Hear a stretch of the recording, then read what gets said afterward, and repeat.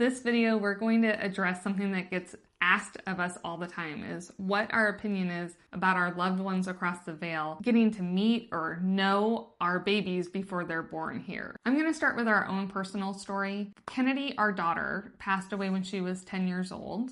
And our other daughter, Mila, was only 5 years old. Shortly before Kenadie passed, you and I had decided that we wanted to have a third child. We didn't tell anybody. Right before Kenadie got sick, she mentioned, just said, I want you guys to have another baby. And she kept talking about how it was going to be her little brother. We just thought that was funny that she did that.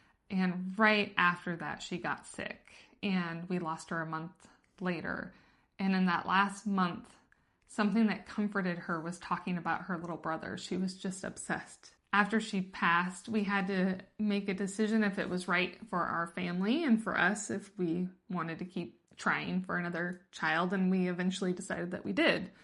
But I couldn't get pregnant, and at that point, I felt pretty broken, so I didn't know if that was something that was even going to be a possibility for me. What was interesting is that I started meeting this little boy. I saw him in meditations and I saw him in dreams. And every time I had a session with a medium, Kenadie would show up with a little boy and she would tell the medium that it's her brother. And the medium was always confused, like, oh, I didn't know you lost 2 kids. I'm like, I didn't. 1 month after 2 specialists told me point blank, you will not be able to get pregnant on your own. In my mind, heard this little voice tell me to take a test. I knew it was Kenadie. Took a test, nobody was home. It was positive. The next thought that just popped into my head was wait until tomorrow to tell Daddy. And I knew exactly why she wanted me to wait, because the next day was her birthday. She wanted to give her dad a gift on her birthday, and she sure did.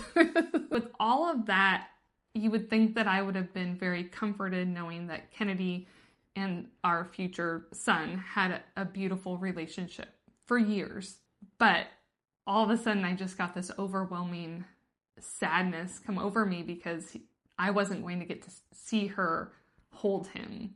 Like, he was going to get to come home from the hospital. I was going to have pictures of Mila holding him, and there were going to be none of Kenadie. That day, we're driving around and I said, we've got to go to Hobby Lobby. You said, what are we doing there? I said, I don't know. I'm going to know when I see it.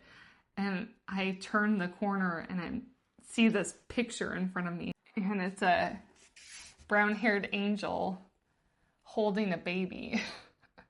And I said, that's what we're here for.